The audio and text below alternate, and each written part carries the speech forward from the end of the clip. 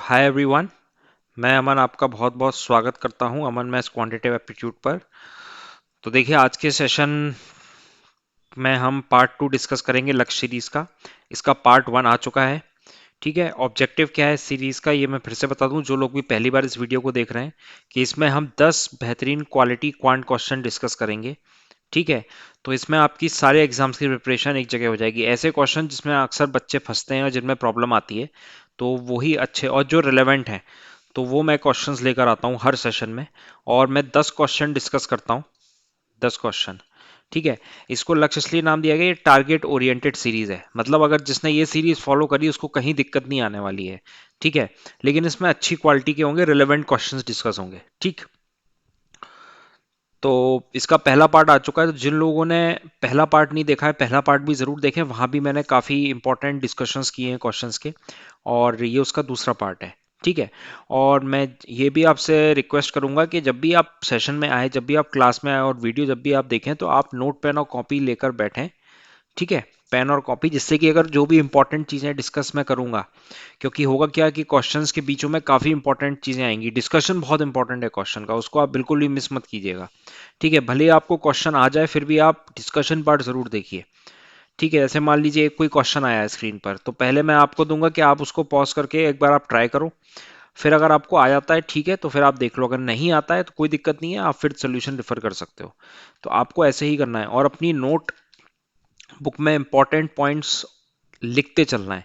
जिससे कि क्या होगा कि जब मेन एग्जाम आएगा आपका, ठीक है, तो उसमें आप सिर्फ यही अगर बुकलेट आपकी जो भी होगी, नोट्स अगर रिवाइज करके आप चलोगे, तो आपको बिल्कुल भी दिक्कत नहीं आएगी। बार बार देखिए, वीडियो देखने का फिर टाइम होता नहीं है अगर जब आपका एग्जाम नियर आता है। ठीक है, तो चलिए शुरुआत करते हैं आज के सेशन का। देखते हैं पहला क्वेश्चन क्या है। पहले वही करना है, वीडियो पॉज करके आप ट्राई कीजिए, उसके बाद आप फिर सोल्यूशन पे देखना। देखिए क्वेश्चन में क्या बोला जा रहा है, अ tower is broken at all parts at a point P above the ground.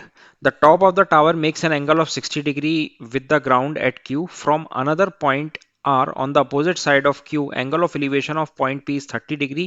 If QR is equal to 180 meter, what is the total height of the tower? ठीक है, तो देखिए क्वेश्चन में क्या बोला जा रहा है, एक टावर है वो ब्रेक हो गया है। तो हम ऐसा करते हैं, एक टावर बना लेते हैं पहले। ठीक है, तो एक टावर है वो एक पी पॉइंट से ब्रेक हो गया, तो ये मेरा P point. The top of the tower makes an angle of 60 degree. ठीक है, 60 degree from the ground Q, from the ground Q, from another point R on the opposite side of P. अब देखिए opposite side of P जब भी, opposite side of Q, opposite side of Q जब भी बोला जा रहा है, तो अपोजिट साइड है ये। ठीक है, तो एंगल ऑफ एलिवेशन इसमें आपको कितना दे रहा है, ठीक है, ये दे रहा है 30 डिग्री। 30 डिग्री। देखिए मेरी हैंड जो ये ड्राइंग है वो इतनी कुछ, मैं कोशिश करूंगा सही से बनाने की। ठीक है, पर आप ऐसा नहीं कि आप इस ड्राइंग में भी थोड़ी गलती आप निकालने लगो, क्योंकि कोशिश करूंगा कि आपको क्लियरली समझ में आ जाए मेरी ड्राइंग इतनी अच्छी नहीं है। ठीक, क्योंकि यहाँ मैं आपको समझा रहा हूँ, तो मैं एक ढंग का एक अंडरस्टैंडिंग वाला डायग्राम मैं आपको बना के समझाऊंगा। ठीक, अब आपसे क्या बोला जा रहा है, क्यू आर, क्यू आर की आपको लेंथ क्या दी गई है, क्यू आर आपको दिया गया है 180 मीटर। आपसे बोला जा रहा है टोटल हाइट आपको पता लगानी है, यानी कि आपको ये चीज पता लगानी है। अब देखिए, इसको करने का पहला तरीका तो ये होता है, पहला तरीका तो ये होगा कि आप इसको कुछ वेरिएबल मान लो आपने इसको x मान लिया, इसको y मान लिया, इसको z मान लिया। फिर आप x y z में रिलेशन एस्टेब्लिश करोगे, क्योंकि आपको y प्लस जेड क्या मिल जाएगा, y plus Z 180 degree, 180 metre मिल जाएगा, y प्लस जेड आपको 180 मीटर मिल जाएगा। ठीक है, फिर आप रिलेशन करके फिर आप x की वैल्यू निकालोगे, जो कि अपने आप में बहुत ही लंबा चौड़ा प्रोसेस है, जो मैं नहीं बताने वाला हूँ। ठीक है, आपको मैं आपको वही चीजें बताऊंगा जो आप मेन एग्जाम में अप्लाई कर पाओ। ठीक है, ऐसे कोई बताने का कोई लॉजिक नहीं बनता है कि आपको मेथड बता दिया और पता चला आप अप्लाई नहीं कर पा रहे हो, आपके पास टाइम ही नहीं है इतना। तो मैं वही चीजें बताऊंगा जो आप अप्लाई कर पाओ। ठीक, तो देखिए इस चीज को एक स्टैंडर्ड रिजल्ट होता है, आप आया कैसे वो भी मैं आपको बता दूंगा, कि जब भी अगर आपको इस तरह का फिगर दिया जाए, इसको आप नोट कर लीजिए अपनी कॉपी में, इसको आप नोट कर लीजिए, ये पी क्यू आर, और ये अगर 60 डिग्री है और ये अगर 30 डिग्री है, तो इन दोनों का रेशियो जो होता है ना, 1:3 होता है। इसको आप नोट कर लीजिए। ठीक है, 1:3 का मतलब ये वाला पार्ट 3 यूनिट का है, ये वाला पार्ट 1 यूनिट का है। ठीक है। अब आप मैं इसको बताता हूं कि ये कैसे आया। अभी आप ये देखो कि आपको एक तो ये चीज हो गई। अब दूसरी चीज आपको ये आपको नोट करना है कि राइट एंगल ट्राइंगल में कुछ स्टैंडर्ड ट्राइंगल होते हैं। स्टैंडर्ड ट्राइंगल क्या होते हैं, पहला मैं बना रहा हूं कि अगर मान लीजिए यहाँ पे जो एंगल है, अगर मान लीजिए यहाँ पे जो एंगल है अगर 60 डिग्री है, तो 60 डिग्री के सामने वाली साइड होती है √3, ये होती है 1 और ये होता है 2। ठीक है, ये बहुत ही स्टैंडर्ड फिगर है, इसको आपको नोट डाउन करके चलना है, इसको आपको याद रखना है माइंड में। क्वेश्चंस कई बार हाइट एंड डिस्टेंस पर इसी फिगर पे आते हैं। ठीक है, या इसी फिगर को जोड़ के दे देंगे। इसमें ये दोनों ही ट्राइंगल को जोड़ के दे दिया है। दूसरा आपको ट्राइंगल याद रखना है, दूसरा आपको ट्राइंगल याद रखना है 30 डिग्री। अगर यहाँ पे 30 डिग्री होता है तो इसके सामने वाली साइड 1 होती है, ये होती है √3 और ये होता है 2। ठीक है, इसके साथ साथ आपको एक और ट्राइंगल याद रखना है, ये इंपॉर्टेंट है टिग्नोमेट्री के पॉइंट ऑफ व्यू से। मैंने टिग्नोमेट्री की सीरीज में भी बताया था, ये बहुत ही इंपॉर्टेंट ट्राइंगल है। ठीक है, इसको आप डायरेक्ट याद रखोगे तो आपकी काफी ज्यादा हेल्प होगी, काफी आपको फायदा मिलेगा। देखिए, एक होता है 75 डिग्री, 15 डिग्री और 90 डिग्री का ट्राइंगल। 75 के सामने वाली जो साइड है ये होती है √3+1, और 15 डिग्री के सामने वाली साइड होती है √3-1, और ये होता है 2√2। आपको याद रखने का बेहतर तरीका क्या है कि 75 डिग्री क्या है, बड़ा एंगल, बड़े एंगल के सामने बड़ी साइड होगी। ठीक है, √3-1 और √3+1 में बड़ा कौन सा है, √3+1। अभी आप इस क्वेश्चन को थोड़ा अभी पॉज कीजिए, मैं जो डिस्कशन बता रहा हूं उस पर आप फोकस कीजिए। अभी मैंने तीन ट्राइंगल मैंने बता दिए। एक तो ये वाला पैटर्न टाइप का ट्राइंगल बताया, दूसरा बताया 60 डिग्री वाला, तीसरा बताया 30 डिग्री वाला, एक ये चौथा मैं बता रहा हूं। यहाँ इसका एप्लीकेशन नहीं है, लेकिन टिग्नोमेट्री में कई सवाल ऐसे आए हैं जहां पे डायरेक्टली ऐसे आपसे वैल्यू पूछी गई है, मतलब ऐसा क्वेश्चन पूछ लिया गया है 1075 डिग्री का। ठीक है, तो इसलिए आप इस ट्राइंगल को मैजिकल ट्राइंगल के नाम से मैं बोलता हूं, बाकी आपकी मर्जी, आपको जैसे बोलना है आप इसको याद रखें। ठीक है, किस और याद रखने का भी तरीका मैं आपको बता रहा हूं कि 75 डिग्री के सामने √3+1, 15 डिग्री के सामने √3-1, बड़े एंगल के सामने बड़ी वैल्यू, छोटे एंगल के सामने छोटी वैल्यू। ठीक है, आपको बिल्कुल भी सॉल्व करके निकालने की जरूरत नहीं है, आप डायरेक्टली इसको स्टैंडर्ड रिजल्ट याद रखें। ठीक, अब चलिए मैं इसको रब कर देता हूं। ठीक, आप देखिए नोट करते चलिएगा क्योंकि स्पेस उतना ही है स्क्रीन पर, तो मैं रब कर करके फिर और चीजें बताऊंगा। ठीक, तो अब देखिए, आप अगर QR आपको दिया गया था, अब मैंने इधर ट्राइंगल डिस्कस क्या किया था, ट्राइंगल डिस्कस किया था, ये बोला था मैंने आपको 1:3 है। तो यानी कि आपके अगर 4 यूनिट की वैल्यू कितनी दी गई है, 180 डिग्री, 4 यूनिट की वैल्यू 180 मीटर दी गई है। ठीक है, ये वन पार्ट है ना, ये वन पार्ट है, डिस्कस किया है, ये 3 पार्ट है, तो 4 पार्ट कितना हो गया 180, तो एक पार्ट कितना हो जाएगा 180/4, तो कितना हो गया ये 45 मीटर, 45 मीटर।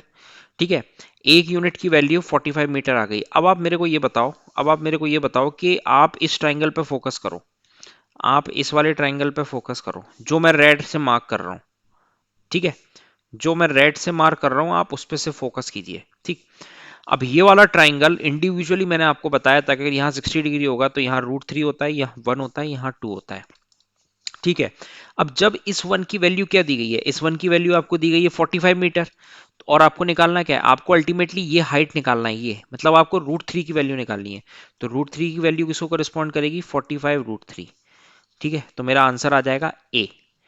ठीक है, अब ये आया कैसे, अब ये आया कैसे, तो आप चाहते तो आप इससे भी कर सकते थे, आप चाहते तो आप इस साइड से भी कर सकते थे, ये ट्राइंगल लेकर, ये वाला ट्राइंगल, कलर मैं बदल देता हूं, आप चाहते तो ये वाला ट्राइंगल लेके भी कर सकते थे, कोई दिक्कत नहीं है।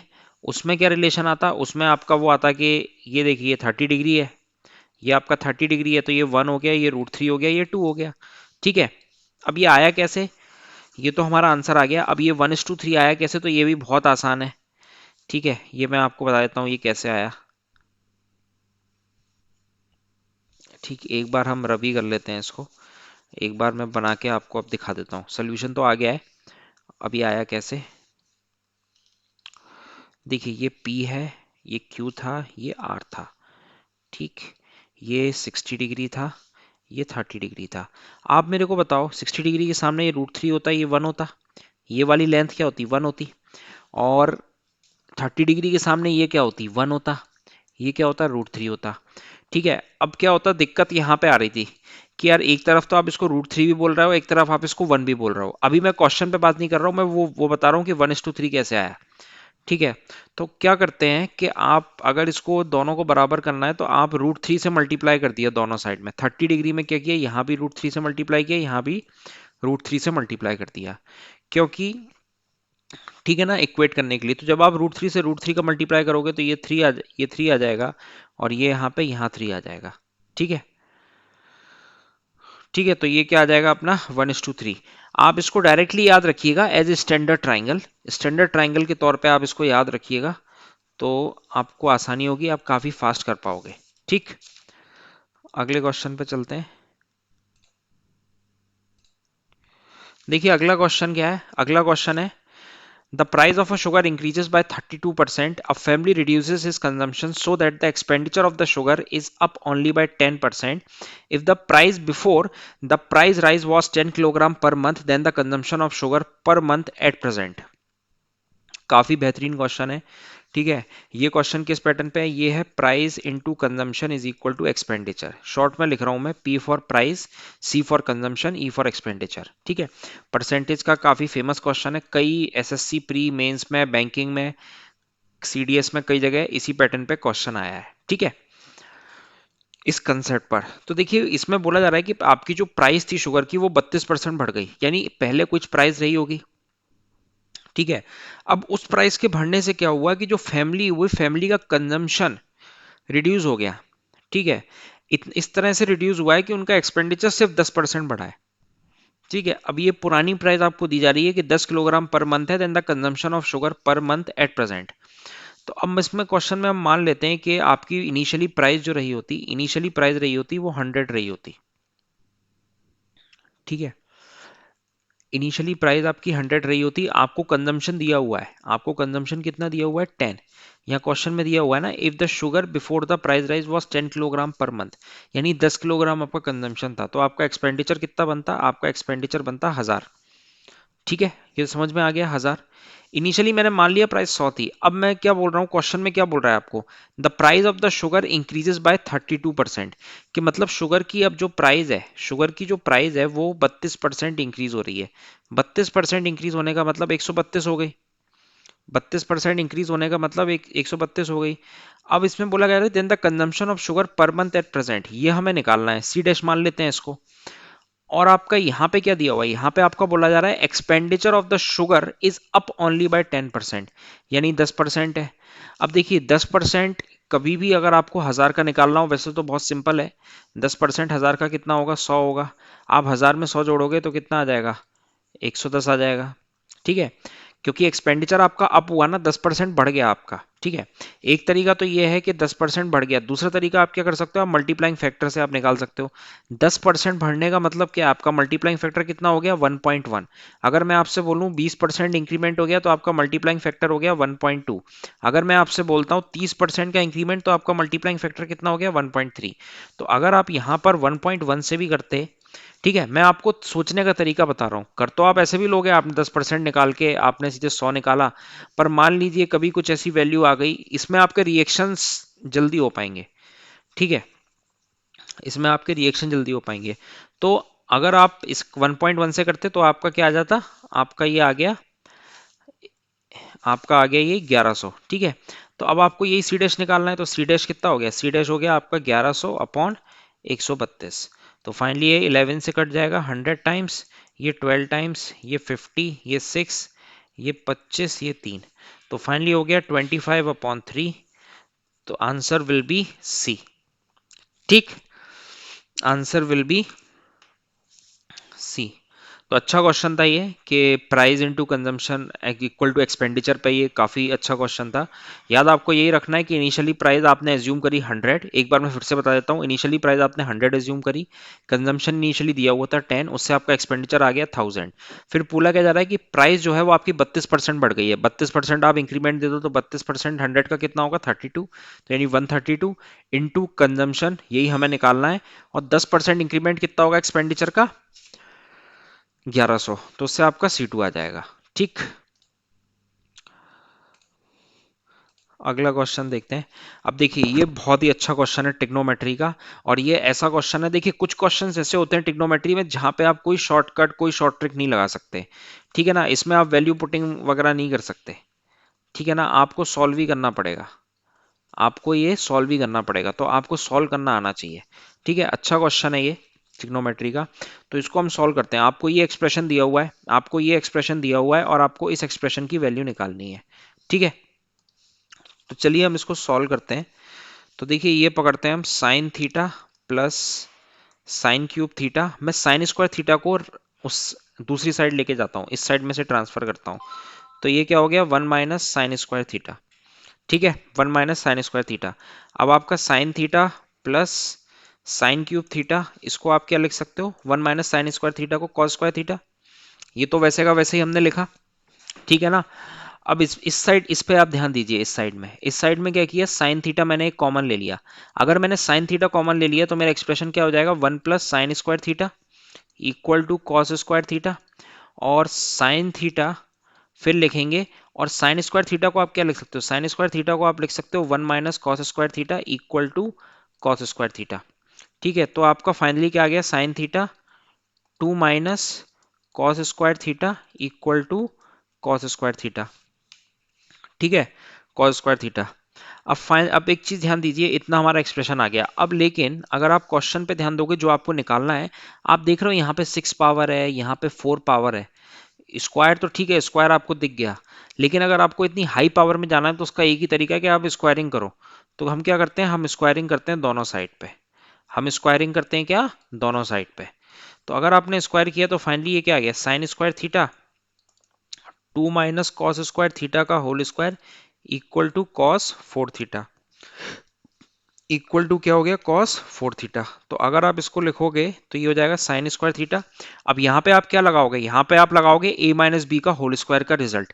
मैं मान के चल रहा हूँ कि आपको इतना तो बेसिक आता ही होगा, a माइनस बी का होल स्क्वायर, तो मैं वही लगा रहा हूँ, four A square plus B square minus two A B, ठीक है, माइनस टू ए बी, ठीक है। अब थोड़ा एलएचएस पे ही ध्यान देते हैं, लेफ्ट हैंड साइड पे ही, लेफ्ट हैंड साइड पे ध्यान देते हैं, साइन स्क्वायर थीटा आ गया। अब देखिए ये जो था साइन स्क्वायर थीटा, यहाँ पे पूरा आपको एक्सप्रेशन क्या दिया जा रहा है, पूरा आपको एक्सप्रेशन कॉस कॉस में दिया जा रहा है ना, तो इसको भी हम कन्वर्ट कर लेते हैं। तो इसको कन्वर्ट करने के लिए आप इसको क्या लिख सकते हो, one minus cos square theta, ये हो जाएगा four plus cos four theta minus four cos square theta, ठीक है। तो अगर आप इसका वन से पहले आप मल्टीप्लाई करोगे तो ये क्या हो जाएगा, ये कुछ ऐसे आ जाएगा, ठीक है। फिर आप इससे मल्टीप्लाई करोगे तो ये जाएगा minus four cos square theta minus cos six theta plus four cos four theta equal to right hand side पे क्या है, ये cos four theta, cos four theta. अब आप क्या करो, आपको यहाँ चाहिए पॉजिटिव कॉस सिक्स थीटा, तो आप जो ये कॉस सिक्स थीटा है इसको आप उस साइड लेकर जाओ, दूसरी साइड लेकर जाओ, तो ये आ गया आपका क्या, कॉस सिक्स थीटा, ठीक है, कॉस सिक्स थीटा। अब आपके सामने ये क्या है, ये क्या हो गया, माइनस एट, माइनस एट को अगर आप दूसरी साइड लेकर जाओगे तो ये क्या हो जाएगा, eight cos square theta, eight cos square theta, ठीक है। और ये हमारा क्या है, कॉस फोर थीटा, और इस साइड भी क्या है, कॉस फोर थीटा, तो कॉस फोर थीटा से कॉस फोर थीटा कैंसिल हो गया, और ये वाला इस साइड जाएगा तो क्या हो जाएगा, माइनस कॉस फोर थीटा। फिर इक्वल टू साइड क्या रह जाएगा, इस साइड क्या रह जाएगा, सिर्फ फोर रह जाएगा, ठीक है, सिर्फ फोर रह जाएगा, ठीक। और हमें निकालना क्या था, हमें तो यही निकालना था ना। आप देखो expression, cos six theta minus four cos four theta plus eight cos square theta plus eight cos square theta, यानी हमें ये एक्सप्रेशन निकालना था। तो इस एक्सप्रेशन की वैल्यू क्या आ गई, फोर, ठीक है। तो आपका ये आंसर आ जाएगा डी, ठीक। मैं एक बार फिर से एक्सप्लेन कर देता हूं, अगर किन्हीं एस्पिरेंट्स को दिक्कत आ रही हो, ठीक है। थोड़ा अच्छा क्वेश्चन है ये, बढ़िया क्वेश्चन है ये ट्रिग्नोमेट्री का, इसमें आपकी कैलकुलेशन स्किल्स काफ़ी अच्छी जज होंगी। तो आप देखो इसमें किया क्या है, ये मेरा एक्सप्रेशन था, ये मेरा एक्सप्रेशन था, दूसरा पेन लेके मैं आपको समझा रहा हूँ, एक येलो कलर का दे लेता हूँ मैं, ठीक है। ये आपका एक्सप्रेशन था sine theta plus sine cube theta, क्या किया, साइन स्क्वायर थीटा को इस साइड लेकर गए, साइन स्क्वायर थीटा को अगर आपने इस साइड लेकर गए तो ये क्या आ गया, one minus sign square theta, one minus sign square theta क्या होता है, कॉस स्क्वायर थीटा होता है, यहाँ पे आपका यही था। अब इसमें क्या किया, इसमें आपने साइन कॉमन ले लिया दोनों से। साइन जब आपने कॉमन लिया तो अंदर क्या बचा आपका 1 प्लस साइन स्क्वायर थीटा, यहाँ बचा कॉस स्क्वायर थीटा। अब चूंकि आपको पूछा पूरा जो एक्सप्रेशन है वो कॉस में ही पूछा जा रहा है, तो आप सब पूरे साइन को सब आप कॉस में कन्वर्ट करो। तो आपने इस साइन स्क्वायर थीटा को क्या लिखा, 1 माइनस कॉस स्क्वायर थीटा। इसको आपने कॉस स्क्वायर थीटा, ये था ही, ये साइन थीटा है। अब दूसरी इंपॉर्टेंट चीज क्या है, इसमें जो पावर है वो 4 है, 6 हाई पावर्स में और इवन पावर में है। तो इवन पावर में कभी भी अगर आपको पहुंचना होता है तो हमेशा आप स्क्वायर से ही शुरू करोगे। हो सकता है कभी कभार क्वेश्चन में क्यूबिक टाइप की पावर आए, तो क्यूबिक टाइप के लिए आप क्यूबिक करोगे। तो इसमें हमें समझ में आ रहा है इवन टाइप पावर है, 4 दिख रहा है, 2 दिख रहा है, ठीक है, 2 तो आ गया हमारा, 4 और 6 तक हम कैसे पहुंचेंगे, तो आप स्क्वायर करो। तो यहाँ पे आपने स्क्वायर किया, ये पूरा वही स्क्वायर है, ठीक है। अब आपने कुछ नहीं किया, ये साइन स्क्वायर थीटा बना था, इसको आपने 1 माइनस कॉस स्क्वायर थीटा कर दिया। अब सिंपल आपने इसको मल्टीप्लाई किया, इस एक्सप्रेशन को सिंपल आपने मल्टीप्लाई कर दिया, ये वाला जो एक्सप्रेशन हाईलाइट में कर रहा हूँ, बस इससे आपका आंसर आ गया 4। ठीक है, इंपॉर्टेंट क्वेश्चन है, इसको नोट डाउन करके चलें अपनी कॉपी में। अगले क्वेश्चन पे चलते हैं।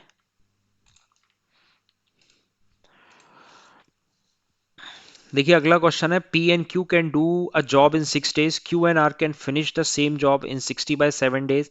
P started the work and worked for 3 days and Q continued for 6 days, then the difference of days in which R and P can complete the job। Okay, pause करके इसको आप try कीजिए।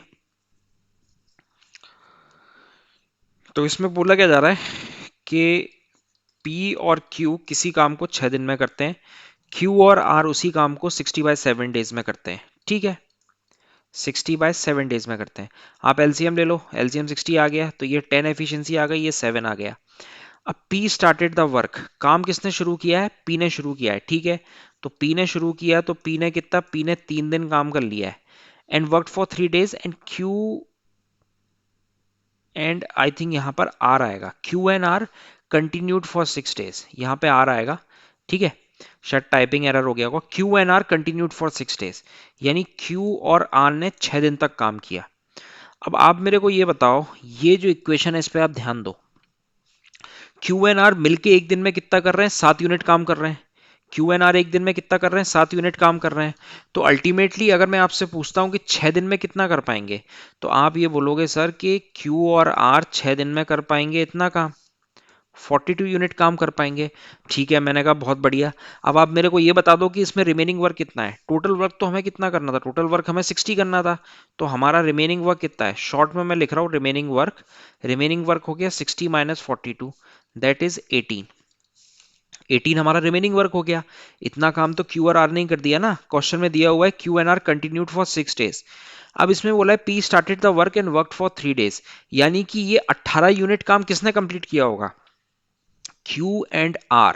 फिर से सुनिए, Q एंड R ने 6 दिन काम किया, तो Q एंड R का 6 दिन का काम तो मैंने निकाल लिया, इतना काम कर लिया।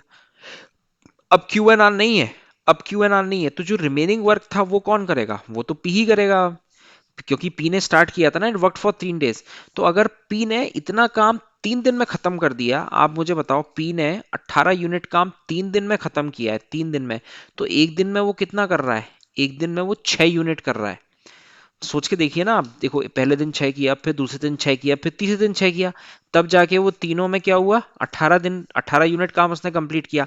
तो इसका मतलब मेरे को पी की एफिशिएंसी पता लग गई कि पी ने 6 पी ने 6 यूनिट काम किया है। अब आप मेरे को ये बताओ, इस क्वेश्चन में जब आपको समझ में आ रहा है कि पी और क्यू मिलकर 10 यूनिट काम कर रहे हैं, जिसमें से पी ने 6 यूनिट किया है, तो क्यू मेरे को 4 करेगा कि नहीं करेगा, बिल्कुल करेगा 4। अब आप मेरे को ये भी बताओ कि अगर Q यहाँ पर 4 यूनिट काम कर रहा है और Q और R मिलके 7 यूनिट कर रहे हैं, तो R कितना करेगा, R 3 यूनिट करेगा, R 3 यूनिट करेगा। तो इससे मेरे को क्या हुआ, मेरे को सब प्लेयर्स की P Q R की एफिशिएंसी पता लग गई, P Q R की एफिशिएंसी पता लग गई। P की एफिशिएंसी 6 यूनिट है, Q की एफिशिएंसी 4 यूनिट है, R की एफिशिएंसी 3 यूनिट है। अब आपसे पूछा क्या जा रहा है, अब तो आप कुछ भी निकाल सकते हो, difference of days in which R and P can complete a work. तो पहले हम आर को पकड़ते हैं, तो आर टोटल वर्क को कितने समय में कंप्लीट कर सकता है, 60 टोटल वर्क है। तो अगर मैं आर की बात करता हूं, तो आर मेरे को 60/3 दैट इज 20 डेज में कंप्लीट करेगा, 20 डेज में कंप्लीट करेगा। अब पी की हम बात करते हैं, पी की एफिशिएंसी कितनी है, 6, तो 60/6 दैट इज पी कितने 10 दिन में करेगा। ऐसा होना भी चाहिए था, पी कम दिन लेगा। क्यों कम दिन लेगा? क्योंकि आप देखो एफिशिएंसी, आप देखो सबसे ज्यादा एफिशिएंट कौन है? पी ही है। सबसे ज्यादा एफिशिएंट कौन है? पी ही है। और सबसे कम एफिशिएंट कौन है? आर है। तो आर को ज्यादा दिन लगने चाहिए थे, पी को सबसे कम दिन लगने चाहिए थे। आपसे पूछा क्या जा रहा है? आपसे पूछा जा रहा है डिफरेंस। तो 20 माइनस 10 कितना हो गया? 10। सो 10 will be the right answer. ठीक है, बढ़िया क्वेश्चन था ये। इसमें आपको इंडिविजुअल एफिशिएंसी पता करनी थी कि इंडिविजुअल एफिशिएंसी प्लेयर्स की हम कैसे निकालेंगे। ठीक है, तो हमने शुरू में स्टार्ट ना होते हुए हमने पी वाला जो पार्ट था 3 दिन का, वो हमने बाद में पकड़ा। पहले हमने क्यू और आर को 6 दिन काम करा दिया। तो उससे हमें ये पता लग गया कि इतना काम हो गया, इतना रिमेनिंग तो पी ही नहीं किया होगा। और once we get the efficiency of P, then हमने बाकी सारे प्लेयर्स की भी एफिशिएंसी निकाल ली। ठीक है, अगले क्वेश्चन पे चलते हैं। अगला क्वेश्चन, इसको आप नोट कीजिएगा कॉपी में, इसमें मैं कुछ बताऊंगा आपको। ठीक है, छोटी सी चीज है लेकिन इंपॉर्टेंट है। Find the area of largest triangle that can be inscribed in a semi circle with radius R. ठीक है, तो इसमें आप हमेशा नोट डाउन कर लीजिएगा कि किसी भी अगर सेमी सर्कल में, कभी भी अगर आपको सेमी सर्कल में लार्जेस्ट ट्रायंगल, मेरी ड्राइंग अच्छी नहीं है लेकिन मैं फिर भी कोशिश करता हूँ कुछ ठीक ठाक बना पाऊँ। ठीक है, ठीक है, इसको एक सेमी सर्कल मान लेते हैं। सेमी सर्कल में अगर जब भी आपको लार्जेस्ट ट्रायंगल पूछा जाए, लार्जेस्ट ट्रायंगल, तो वो लार्जेस्ट ट्रायंगल हमेशा होता है isosceles. Isosceles right angle triangle, isosceles right angle triangle. ठीक है, क्योंकि सेमी सर्कल में ये वाला एंगल तो हमेशा 90 डिग्री ही बनता है। ठीक है, so angle made by the semi circle on the circumference of a circle is 90 degree. तो इसका मतलब अगर ये वाली साइड मेरी ए हुई, ये वाली साइड मेरी ए हुई, तो ये वाली क्या हो जाएगी? a√2 हो जाएगी पाइथागोरस थ्योरम से। अब आप मेरे को इस क्वेश्चन में बताओ कि इसमें रेडियस कितना दिया गया है? 4। अगर आप ये सेंटर है, ये 4 है, तो ये भी 4 रहा होगा। यानी कि आपको a√2 की वैल्यू कितनी मिल गई? 8 मिल गई। a√2 की वैल्यू आपको 8 मिली, तो a की वैल्यू क्या आ गई? 8/√2। इसको एक बार रैशनलाइज कर देते हैं सिंप्लीफाई करने के लिए, तो ये हो जाएगा 4√2।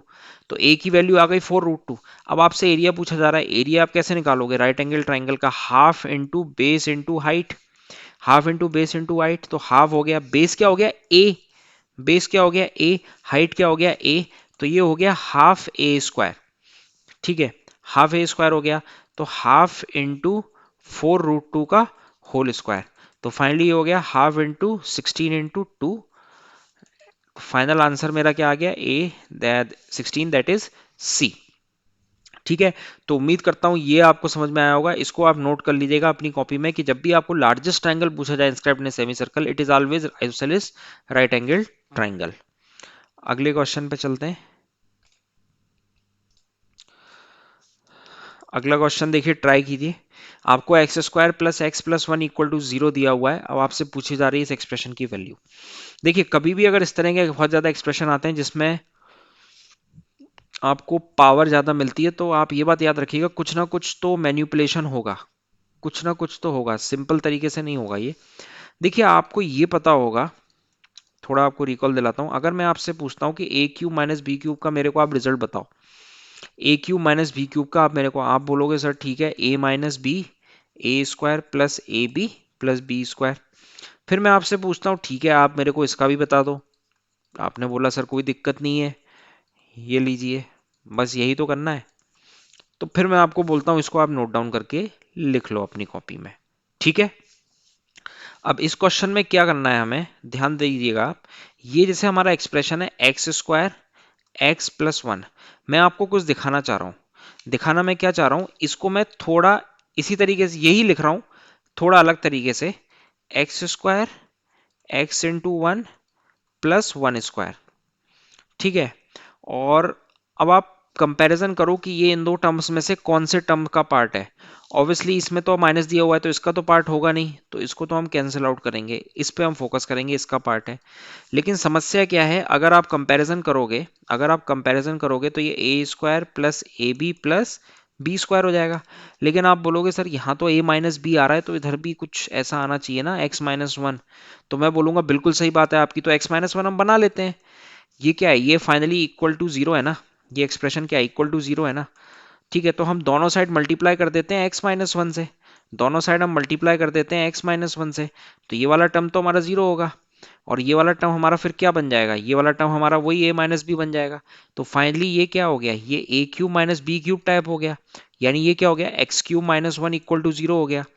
ठीक है, ये चीज इंपॉर्टेंट थी। ठीक है, आपको ये चीज समझ में आनी चाहिए कि ये चीज जो डिस्कशन किया गया है, ये इस तरह से मैन्युपुलेशन, इसको हम बोलते हैं आर्ट ऑफ मैन्युपुलेशन, मतलब मैंने इसको नाम दिया है। ठीक है, कि आप जनरली होता क्या है, ऐसे आपको दिखेगा नहीं क्वेश्चन में, आपको ये जनरेट करना पड़ेगा। तो अब देखिए, अब इससे क्या हो गया, इससे ये हो गया कि आपको एक्स क्यूब की वैल्यू पता लग गई 1। अब अगर आपको एक्स क्यूब की वैल्यू पता लग गई 1, तो फिर आप बोलोगे कि अब हम इस पार्ट पे आते हैं। ठीक है, x की पावर 2018 प्लस x की पावर 2019। ठीक है, x की पावर 2019। अब देखिए, अब इसी एक्सप्रेशन को इतना आ गया ना, आई थिंक अब मैं इसको जरा रब कर देता हूं, क्योंकि जो चीज हमें निकालनी थी वो चीज हमारी आ गई। अब बस, अब क्वेश्चन में कुछ नहीं है, मेन यहीं तक था, ये चीज आपको समझ में आनी चाहिए थी। तो एक्स क्यूब आपका 1 आ गया अब। ठीक, एक्स क्यूब क्या आ गया आपका, 1 आ गया। तो अब देखिए, इसको आप लिख सकते हो 3 की पावर में, आप 3 से इसको डिवाइड करो, 2018 को आप 3 से डिवाइड करो तो कितने टाइम जाएगा, 3 6 जा 18, फिर 3 7 जा 3 2 जा 6, तो ये हो गया 672। और इसमें फिर पावर क्या बची है, एक्स की पावर 2 बची है इसमें। आप डिवाइड करो ना इसको, 3 2 जा 6, 7 3 जा 21, 6 3 जा 18, 2016, और ये क्या आ रहा है 2018, तो एक पावर बची है। फिर 2019 को भी आप लिखो, तो 2019 को आप डिवाइड करो 3 से, तो ये कितना आ जाएगा, 3 6 जा 18, 2137 जा, तो ये तो पूरी टाइम चला गया, 673 टाइम चला गया। ठीक है, ऐसे लिख सकते हैं ना अपन, सर्ट का सिंपल सा नियम है। अब x की पावर 3 क्या है, 1, तो x की पावर 3 अगर 1 है, x की पावर 3 1 है, तो आप उस जगह 1 पुट कर दो। आप क्या पुट करो, 1, 1 की पावर 672 इंटू एक्स स्क्वायर, फिर इधर भी आप 1 की पावर 673, तो फाइनली क्या आ गया, एक्स स्क्वायर प्लस 1। अब आप मेरे को ये बताओ कि आप इस इक्वेशन पे जाओ वापस, एक्स स्क्वायर प्लस 1 क्या है, एक्स स्क्वायर प्लस 1 है माइनस एक्स, तो फाइनली आपका आंसर क्या हो जाएगा, माइनस एक्स। ठीक है, तो आपका आंसर कितना आ गया, बी बॉम्बे। अच्छा क्वेश्चन था, बढ़िया क्वेश्चन था ये, इसमें आपको मैनिपुलेशन टेक्निक पता होनी चाहिए कि आप किस तरह से इस वाले एक्सप्रेशन को, ठीक है, मैनिपुलेट करते हो। ध्यान रखने वाली बात क्या है, हमेशा जब भी इस तरह के टर्म दिए जाएं तो आप तुरंत ए क्यूब माइनस बी क्यूब और ए क्यूब प्लस बी क्यूब बनाने की कोशिश करोगे। ठीक है, उम्मीद करता हूं ये आपको समझ में आया होगा। अगले क्वेश्चन पे चलते हैं। अगला क्वेश्चन काफी आसान question, the difference between the selling price of an article sold at 4% and 3% profit is 3 the cost price of the article. ये तो एकदम आसान क्वेश्चन है, ये तो एकदम आसान क्वेश्चन है कि 4% माइनस 3%, यानी 1% का जो वैल्यू आपको दी गई है वो 3 दी गई है, डिफरेंस दिया गया है, तो 100% की वैल्यू क्या होगी, 100% की वैल्यू होगी 300, और वही मेरा कॉस्ट प्राइस है। ठीक है, इसमें तो कुछ था ही नहीं, सी आंसर है। ठीक है, देखिए एक चीज मैं आपको बता दूं कि मैं टेलीग्राम, आप जो भी एस्पिरेंट्स में प्रिपरेशन कर रहे हैं वो मेरे टेलीग्राम चैनल को ज्वाइन कर लें। ठीक है, आपको लिंक डिस्क्रिप्शन में भी मिल जाएगा, और आपको बैनर पे भी आपको लिंक मिल जाएगा, आप डायरेक्टली ज्वाइन कर पाओगे वहां पे। मैं और भी क्वालिटी क्वेश्चंस और डिस्कस करता हूँ। ठीक है, और भी आपको क्वालिटी क्वेश्चंस मिल जाएंगे, एग्जाम रिलेटेड अपडेट जो भी आते हैं वो भी आपको वहां पे मिल जाएंगे। ठीक है, तो आप उस टेलीग्राम को जरूर ज्वाइन करें, जिससे आपको हर किसी सेशंस की और भी जो भी इंफॉर्मेशन होती है एग्जाम रिलेटेड, उस सब की अपडेट आपको मिल जाएगी। ठीक है, अगले क्वेश्चन पे चलते हैं। अगला क्वेश्चन एक बार ट्राई कीजिए पॉज करके, और मैं इसका सॉल्यूशंस जो बताऊंगा उसमें आपको बहुत मजा आने वाला है। ठीक है, एक मैं आपको अल्टरनेट थिंकिंग देने की कोशिश करूंगा इस क्वेश्चन के थ्रू। देखिए, area of equilateral triangle is 300 centimetre square. ठीक है, now its all three vertices cut to make a regular hexagon. Okay, area of hexagon, ये एरिया लिखा हुआ है, area of hexagon is what percent of area of triangle. यानी कि आपको question में बोला जा रहा है, एक आपको इक्विलेटरल ट्राइंगल दिया गया है, ध्यान से समझिएगा, एक आपको इक्विलेटरल ट्राइंगल दिया गया है, उस इक्विलेटरल ट्राइंगल का आपको एरिया दिया गया है। ठीक है, 300 सेंटीमीटर स्क्वायर। इक्विलेटरल ट्राइंगल अगर जिनको नहीं पता उनको बता दूं, ऐसा ट्राइंगल होता है जिसकी सारी साइडें बराबर होती हैं, जिसके सारे एंगल जो होते हैं वो 60-60 के होते हैं। ठीक है, ब्रीफ डिस्कशन, 60-60 के होते हैं, सारी साइडें बराबर होती हैं। अब इसमें क्या बोला जा रहा है कि it is three vertices, its all three vertices cut to make regular hexagon. अब इस इक्विलेटरल ट्राइंगल से अगर आपको रेगुलर हेक्सागन करना है तो आप लगाओगे कट। तो ठीक है, आपने थोड़ा यहाँ पे कट लगाया, फिर आपने यहाँ कट लगाया, फिर आपने यहाँ कट लगाया, ठीक है, आपने ये कट लगा दिया। अब इससे क्या होता है, ठीक है, ये देखिए सिमेट्रिकल फिगर है, यहाँ भले ही आपको नहीं दिख रहा होगा ये, ठीक है, क्योंकि मेरी डायग्राम ड्राइंग मैंने आपको बता दिया, ठीक है, पर आप इसको एक सिमेट्रिकल फिगर मानोगे कि इसको आपने कट किया, यानी कि इस वाली लाइन को 3 इक्वल पार्ट में डिवाइड किया है, सिमेट्रिकल कट लगाए हैं, ठीक है। उससे क्या हुआ कि आपका हेक्सागन बन के आया, कुछ हेक्सागन कुछ ऐसे आया आपका, देखिए, अगर आप देख पा रहे हो, समझ पा रहे हो, मैं इसको अलग बना देता हूँ, इस तरह का कुछ हेक्सागन आया, ठीक है। अब आप मेरे को ये बताइए कि ये आपने पढ़ा हुआ है कि नहीं, कि जो हेक्सागन बनता है ना वो 6 इक्विलेटरल ट्रायंगल से बनता है। यानी कि अगर मैं आपसे बोलूं एरिया ऑफ हेक्सागन अगर आपको लिखना हो, थोड़ा इस साइड लिख देते हैं, अगर मैं आपसे पूछता हूं कि आप मेरे को बताओ एरिया ऑफ हेक्सागन, तो हेक्सागन क्या होगा, आप बोलोगे, मैंने आपको क्या बोला कि 6 इक्विलेटरल ट्रायंगल से बनता है। एक इक्विलेटरल ट्रायंगल का एरिया क्या होता है, √3/4 ए स्क्वायर, अगर साइड आपकी ए है, ठीक है, तो ये 6 से बनता है, तो ये क्या हो जाएगा, ये हमारा हेक्सागन का एरिया हो जाएगा, ये हमारा हेक्सागन का एरिया हो जाएगा, ठीक है। इस क्वेश्चन में इसका कोई रोल नहीं है, ये तो मैंने आपको सिर्फ, मैं यूज नहीं करूंगा इसका, ठीक। तो इसका मतलब ये है कि क्योंकि ये सिमेट्रिकल फिगर है, क्योंकि ये सिमेट्रिकल फिगर है, इसका मतलब ये होता है कि मैं कुछ अब आपको दिखाना चाह रहा हूं, थोड़ा ध्यान से देखिएगा आप, ठीक है, 1 2 3 4 5 6, ये देखिए 6 दिख गया आपको।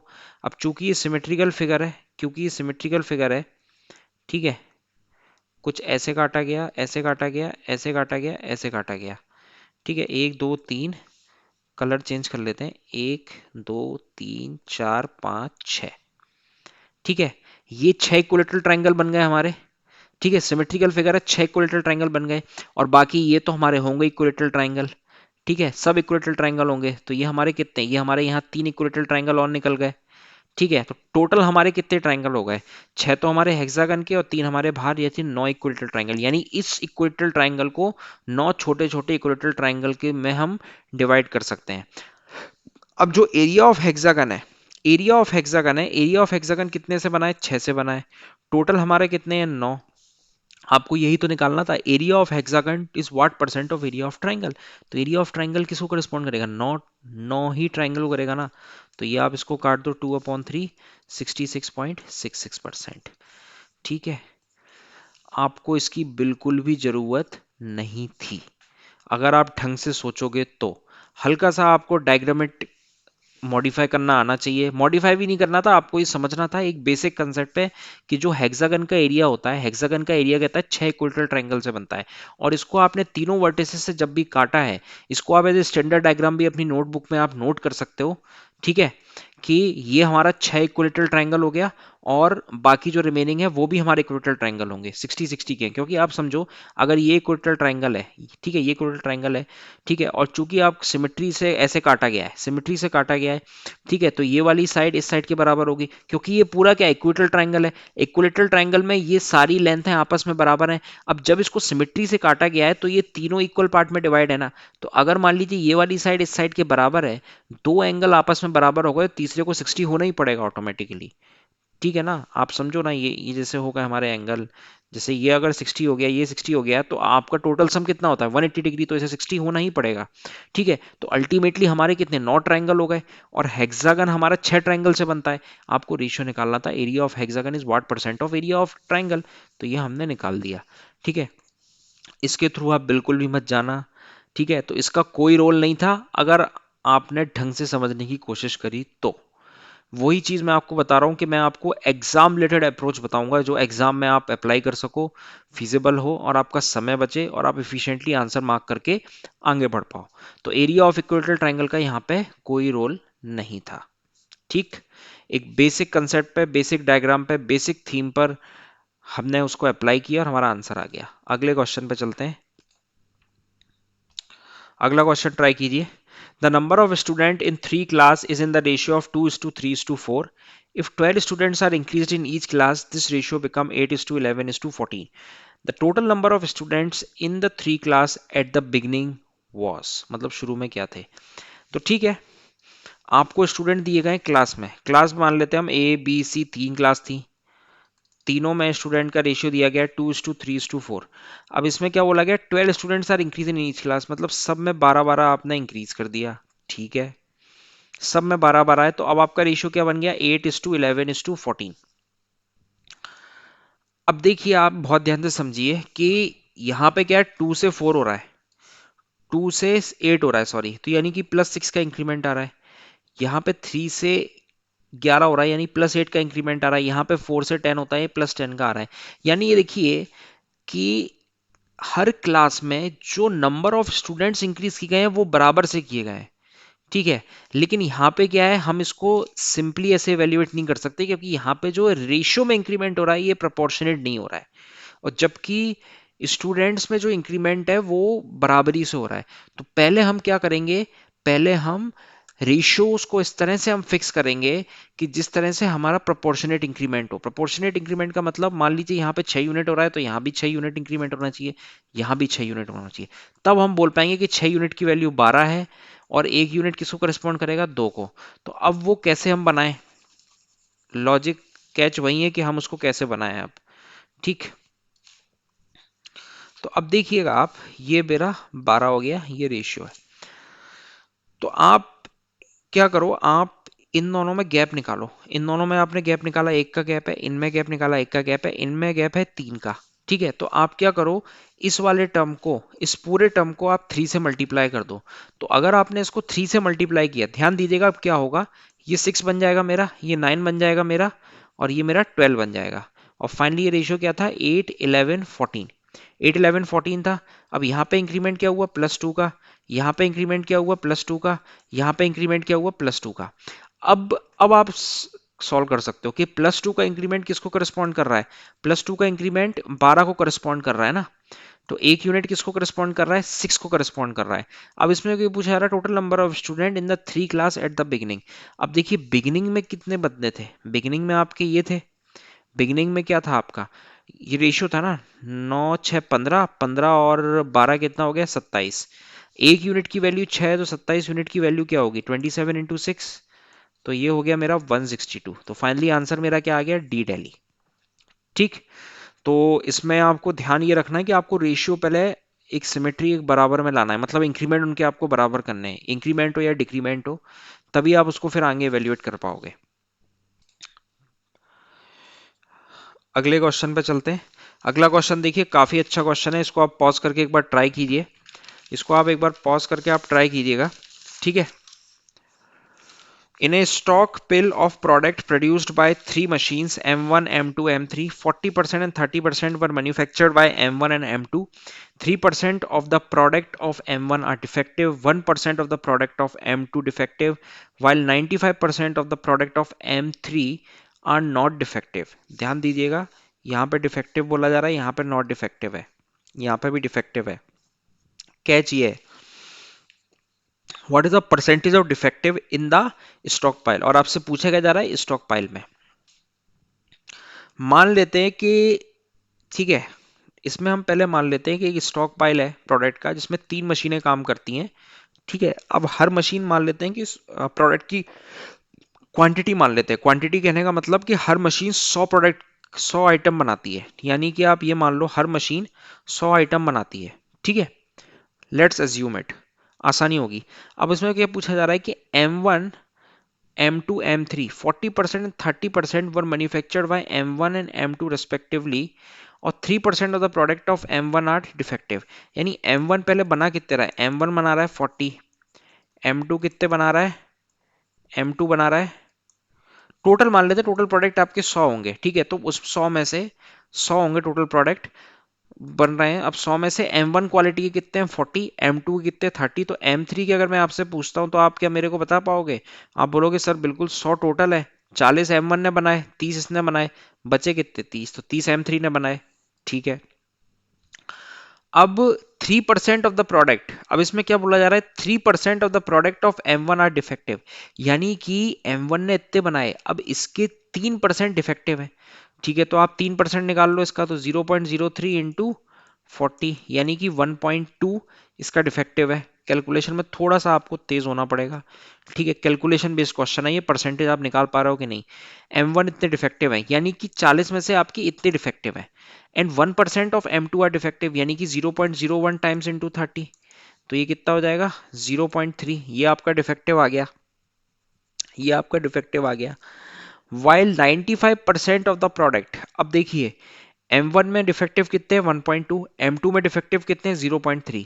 अब क्या बोला जा रहा है अगली line, while 95% of the product of M3 are not defective. इसका मतलब अगर मैं आपसे ये पूछता हूं कि M3 में डिफेक्टिव कितने हैं, तो क्या मैं ये बोल सकता हूं कि M3 में 5% डिफेक्टिव है? इसमें बोला क्या जा रहा है, फिर से एक बार पढ़िए लाइन को, 95% of the product of M3 are not defective. हम यहाँ क्या लिख रहे हैं, हम तो यहाँ डिफेक्टिव का लिख रहे हैं। तो अगर 95% अगर आपके डिफेक्टिव हैं, डिफेक्टिव नहीं है, तो इसका मतलब 5% आपके डिफेक्टिव हैं। तो यानी कि 0.05 इंटू 30 ये आपके डिफेक्टिव हैं, तो ये कितना आ जाएगा 1.5 आ जाएगा, 1.5। अब इसमें पूछा क्या जा रहा है, what is the percentage of defective in the stock pile. तो परसेंटेज ऑफ डिफेक्टिव कितने होंगे, टोटल डिफेक्टिव आप काउंट करो, 1.2, 0.3, 1.5, तो ये कितना आ गया 3। तो इसका मतलब क्या आ गया आपका फाइनली कि 3%, 3%, क्योंकि टोटल तो 100 था ना, तो 3% ऑफ द प्रोडक्ट डिफेक्टिव है। ठीक है, 3% ऑफ द प्रोडक्ट डिफेक्टिव है। अगर आपसे पूछा जाता है what is the percentage of not defective, what is the percentage of not defective, तो वो कितना होता 97%। ठीक है ना। तो उम्मीद करता हूं कि आपने आज के सेशन में काफ़ी कुछ सीखा होगा। ऐसे ही हम देखिए और सेशंस हम लगातार इस सीरीज को कंटिन्यू रखेंगे और आपके सामने बेहतरीन क्वेश्चन, बढ़िया क्वेश्चन, क्वालिटी क्वेश्चन, जिससे आपकी लर्निंग एनहेंस हो सके और आप काफ़ी सारी चीज़ें सीख पाओ। ठीक है, इन क्वेश्चंस को करने से एक देखिए एडवांटेज भी ये है कि आपका दिमाग खुलेगा, और दूसरी बात आप कई सारे कंसेप्ट एक ही जगह आप लगा रहे हो। ठीक है, तो आप कम एफर्ट में ज्यादा प्रोडक्टिविटी आप गेन कर सकते हो, ज्यादा लर्निंग आप ले सकते हो। ठीक है, तो इसलिए इन क्वेश्चन को जरूर, इन क्वेश्चंस को, इन सेशंस को आप जरूर देखें, बार बार देखें, और अपने फ्रेंड सर्कल में जरूर इस चीज को इन्फॉर्म करें, शेयर करें ज्यादा से ज्यादा। ठीक है, जिससे कि ज्यादा से ज्यादा लोगों तक लर्निंग पहुंचे, एक बेहतर लर्निंग पहुंचे। ठीक है, मैं अच्छे अच्छे क्वालिटी क्वेश्चन, रिलेवेंट क्वेश्चंस लेकर आ रहा हूँ। ठीक है, जो एग्जाम पॉइंट ऑफ व्यू से रिलेवेंट है, और इसमें प्री और मेंस कंप्लीट कवर होगा। ठीक, और आपका थॉट प्रोसेस इंप्रूव होगा। आप एक समय, एक साथ आप 10 क्वेश्चन में आपके सारे कंसेप्ट लग जाएंगे क्वांट के। ठीक है, परसेंटेज भी लग जाएगा, एलजेब्रा भी लग जाएगा, ज्योमेट्री भी लग जाएगा। ठीक है, तो मिलते हैं फिर अगले सेशन में 10 और बेहतरीन क्वेश्चंस के साथ, और उनके बढ़िया क्वेश्चन, साथ ही साथ जो मैं अल्टरनेट थॉट प्रोसेस आपको समझाता हूं उस चीज पर भी आप वर्क करें। ठीक है ना, और उस चीज को आप नोट डाउन करें और अप्लाई करें आप बाकी क्वेश्चंस में, कहीं भी आप पढ़ते हैं। ठीक है, तो मिलते हैं फिर अगले सेशन में, तब तक के लिए bye bye, take care, thanks for watching the session, have a nice day, thank you.